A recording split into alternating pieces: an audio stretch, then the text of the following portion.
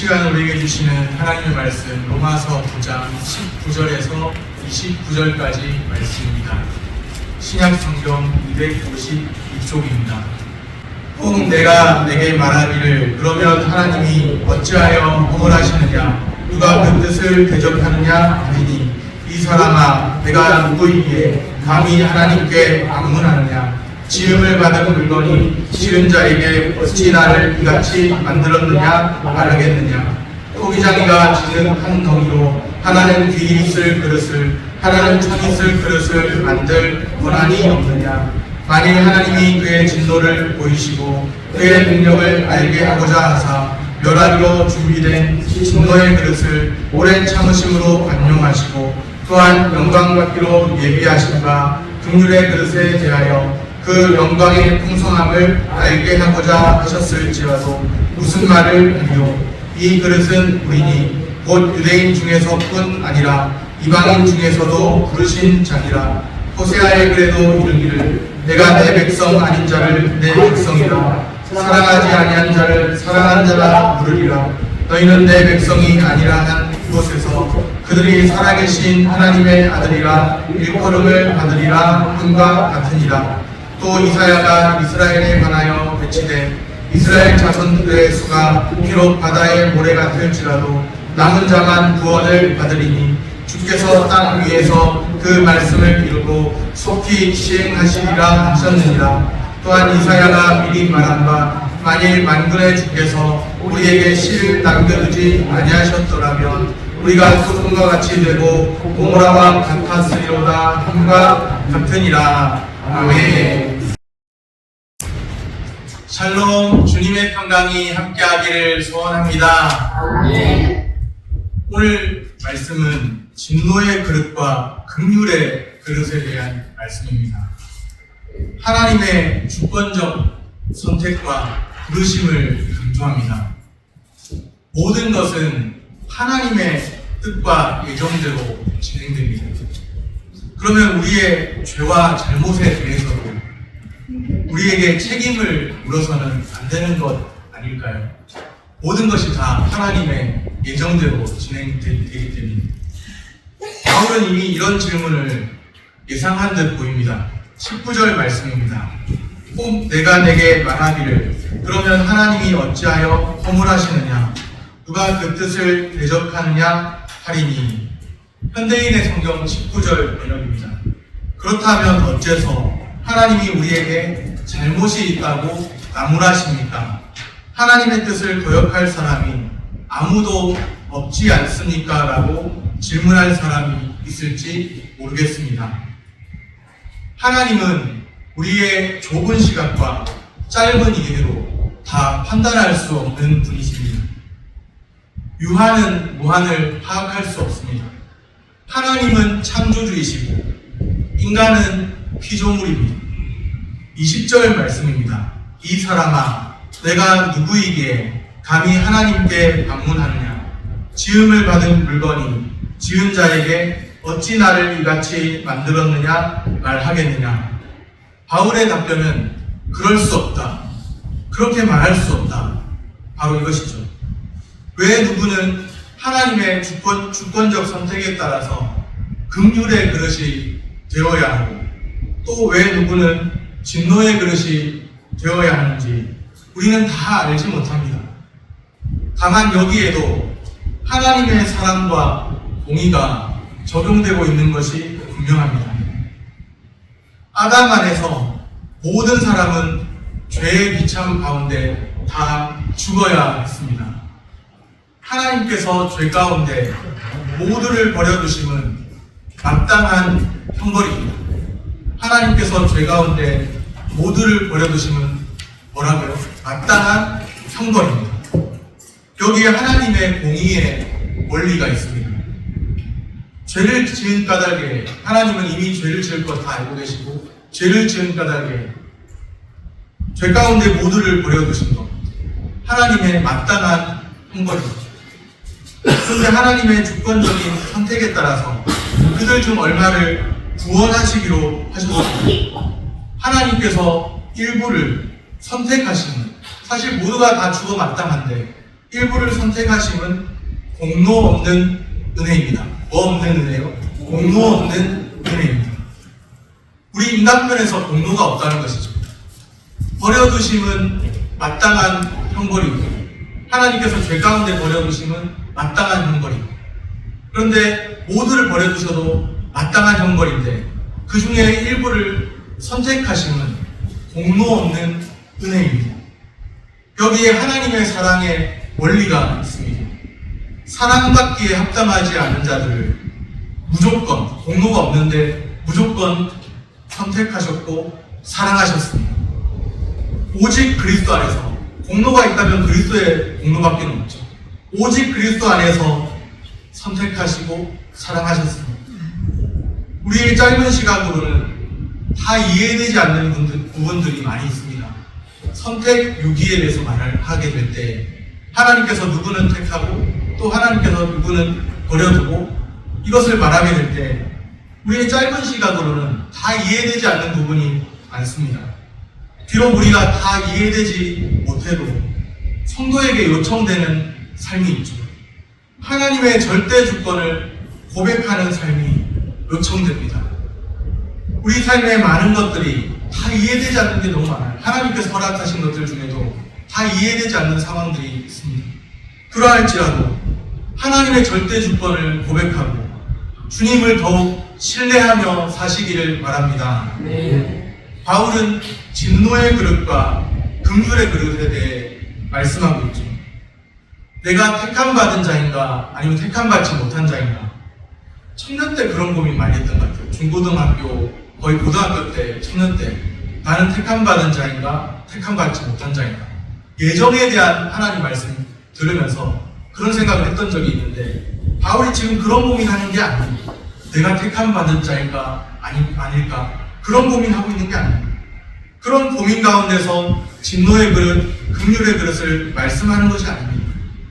오히려 바울은 구원의 확신과 은혜의 충만함 가운데서 말씀합니다. 24절을 우리 함께 읽겠습니다. 24절 말씀입니다.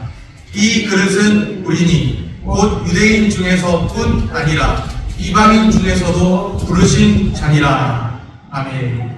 이 그릇은 우리니 이 그릇은 우리라고 했죠. 바울이 그렇게 말씀할 때 이 그릇은 진노의 그릇일까요? 긍휼의 그릇일까요? 이 그릇은 우리니 유대인 중에서뿐 아니라 이방인 중에서도 부르신 자니라. 부르신 자라고 하잖아요. 진노의 그릇일까요? 긍휼의 그릇일까요? 이제는 정확하게 말씀하시네요. 긍휼의 그릇입니다. 바울은 부르신 자에 대해 말씀하고 있죠. 은혜의 충만함이 유대인과 이방인을 포함한 모든 인류에게 임하였음을 선언합니다. 유대인뿐만 아니라 이방인에게도 하나님의 부르심이, 하나님의 택하시고 부르심이 임했다는 선언입니다. 바울이 하나님의 주권적인 선택을 논하는 맥락은 내가 구원받은 자인가 아닌가 그런 고민 가운데 사는 게 아니고 은혜의 충만함, 영광의 풍성함과 관련되어 있습니다. 바울은 호세아와 이사야를 인용하죠. 호세아의 글과 이사야의 글을 인용하면서 은혜의 충만함을, 영광의 풍성함을 선언합니다. 25절, 26절에 호세아의 글은 하나님의 백성에 대해 말씀합니다. 25절 말씀입니다. 우리 같이 읽겠습니다. 호세아의 글에도 이르기를 내가 내 백성 아닌 자를 내 백성이라 사랑하지 아니한 자를 사랑한 자라 부르리라. 아멘. 호세아서의 유명한 그 말씀인데요. 로암미 들어보셨습니까? 로는 아니다 할 때 로, 암미는 나의 백성, 로암미는 합치면 나의 백성이 아니다. 호세아가 처음 낳은 자녀가 처음 낳고 이렇게 자녀들 여러 명 낳는데 그 중에 한 자녀가 로암미, 나의 백성 아니다. 하나님이 먼저 그렇게 말씀하셨어요. 그런데 나중에 암미, 로가 빠졌죠.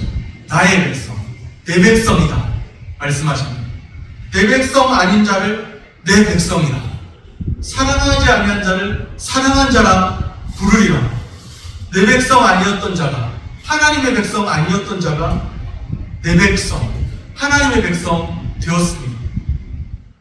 어떤 이스라엘의 선함이 있어서가 아니고 이스라엘의 어떤 공로가 있어서가 아니고 그저 하나님의 은혜, 전적인 은혜입니다.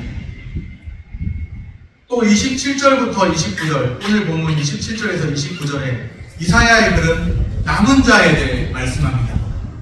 27절 말씀입니다. 우리 같이 읽겠습니다. 또 이사야가 이스라엘에 관하여 외치되 이스라엘 자손들의 수가 비록 바다의 모래 같을지라도 남은 자만 구원을 받으리니. 아멘. 남은 자만 구원을 받으리니. 남은 자가 중요하다. 남은 자. 우리 예배당에 남아있는 자, 남은 자, 중요한 것처럼 남은 자가 중요합니다. 주님의 은혜로 남은 자가 있습니다. 남은 자만 구원을 받습니다. 남은 자를 말하면 주님의 은혜를 선포합니다. 남은 자가 있다는 거예요. 다 없어진 줄 알았는데 여전히 남아있는 자가 있다는 거예요. 주님의 은혜를 선포합니다. 내 백성 아닌 자를 내 백성이라 하심도 하나님의 은혜요. 남은 자가 있는 것도 주님의 은혜로 남은 자가 있는 것도 주님의 은혜예요. 그러니까 지금 바울은 하나님의 은혜와 영광의 그 풍성함에 대해 말씀하고 있는 것이죠. 하나님의 주권적인 선택을 말씀하면서 바울은 사변적인 생각에 빠져있지 않습니다. 내가 선택받았을까? 선택받지 못했을까? 그런 생각 속에서 선택을 말하는 것이 아니라는 거예요. 오히려 하나님의 은혜의 풍성함, 은혜에 대한 확신, 영광의 풍성함, 그런 하나님의 은혜와 영광의 풍성함을 말씀하는 가운데 선택을 말씀하고 있다는 것이죠. 충만한 은혜와 감사의 맥락에서 하나님의 주권적인 선택에 대해 말씀합니다. 나를 택하시고 부르심은 거슬러 올라가 그 근원을 생각하면 오직 은혜가 선명하게 드러날 뿐입니다. 나를 택하신 것, 나를 부르신 것이 거슬러 올라가서 가만히 그 이유를, 그 근원을 생각해 보면 오직 은혜가 선명하게 드러납니다. 오늘 우리에게 요청되는 삶이 무엇일까요? 하나님의 충만한 은혜에 감사하는 삶입니다. 하나님의 충만한 은혜에 감사하는 삶이 요청됩니다. 우리의 남은 삶도 하나님의 은혜에 감사하는 삶이 되기를 바랍니다. 주님의 은혜, 주님의 영광의 풍성함, 그것을 말하는 가운데 나를 택하셨다. 그렇게 말씀하고 있다는 거예요. 내가 선택받았나, 선택받지 못했나, 그런 사변적인 고민이 아니라 하나님이 나를 택하셨다. 그 은혜로 택하셨다. 그 은혜를 증거하는 가운데 선택이 나온다는 것이죠. 예정에 대한 교리는 사실 이제 장로교 이외에는 좀 잘 다루지 않는 교리이기도 합니다. 예정, 하나님의 무조건 선택, 이런 교리는 장로교 외에서는 잘 듣기가 어려운 교리입니다. 그런데 이 예정론, 칼빈주의 예정론, 장로교의 예정론에 접근할 때 왜 하나님은 누구를 선택하셨고 누구를 선택하지 않았을까? 이렇게 접근할 교리가 아니라는 거예요. 그것이 아니라 오히려 우리가 구원받은 것, 오직 믿음으로, 오직 은혜로 구원받은 것이 분명한데 그 분명한 그 시점에서 나를 택하신 것, 나를 부르신 것은 하나님의 은혜다. 오직 은혜다. 그 근원을 거슬러 올라가고 또 거슬러 올라가고 아무리 생각해봐도 나를 택하시고 나를 부르심은 하나님의 은혜다. 그러한 맥락 가운데서 구원을, 선택을 이야기하고 있다는 것이죠. 선택에 대해서 우리가 생각하게 될 때 나를 택하시고 나를 부르심은 오직 은혜다. 이런 인식이 우리 가운데 있게 되기를 소원합니다. 말씀을 정리합니다. 하나님의 절대 주권을 고백하는 삶이 요청됩니다. 우리가 다 이해되지 않는 상황들을 만날 때 하나님이 주권자이심을 인정하는 그 삶이 요청됩니다. 하나님의 충만한 은혜에 감사하는 삶이 요청됩니다. 오늘 우리는 하나님의 주권과 주님의 전적인 은혜로 살아가고 있음을 믿습니다. 기도하겠습니다.